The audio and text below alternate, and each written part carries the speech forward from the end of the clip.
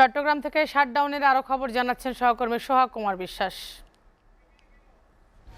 আমি এখন আছি চট্টগ্রামের আখতারুজ্জামান ফ্লাইওভারের ঠিক মাথায়। আমার পেছনে বহদ্দারহাট মোড়, এবং এই বহদ্দারহাট মোড়ে কিন্তু কোটা পদ্ধতি সংস্কারের দাবিতে যে আন্দোলনরত শিক্ষার্থীদের সঙ্গে দফায় দফায় সংঘর্ষ চলছে। আজকে সকাল থেকে, বিশেষ করে সকালে এই তাদের যে কমপ্লিট শাটডাউন যে কর্মসূচি রয়েছে, সেই কর্মসূচি সফল করার জন্য সকালে নতুন ব্রিজ এলাকায় তারা জড়ো হয় এবং এরপরে সড়ক অবরোধ করার চেষ্টা করলে পুলিশ বাধা দেয় এবং তখন থেকে কিন্তু সংঘর্ষ শুরু হয়েছে।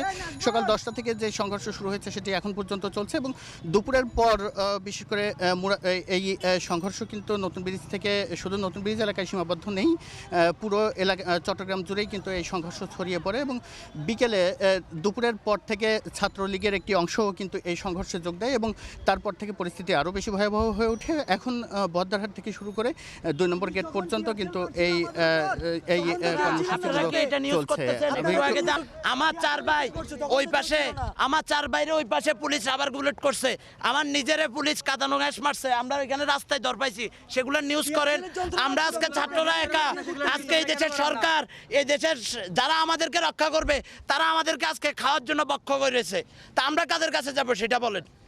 কোন পরিস্থিতি তৈরি হয়েছিল আজকে সকাল থেকে? এখানে সকাল থেকে আমাদের উপর প্রথমে আমরা অবস্থান নিয়েছিলাম নতুন ব্রিজ, ওইখানে আমাদের সাথে টিয়ারশেল নিক্ষেপ করে আমাদের স্টুডেন্টদেরকে সবাইকে কি বিচ্ছিন্ন করে দিয়েছে। এরপর আমরা বহদ্দারহাট আসছি, বহদ্দারহাট আসে ওইখান থেকেও সেম অবস্থা, ছাত্রলীগ কর্মীরা ওইখান থেকে ধাওয়া করতেছে, সাধারণ শিক্ষার্থীদের উপর কি জুলুম করতেছে, মারতেছে।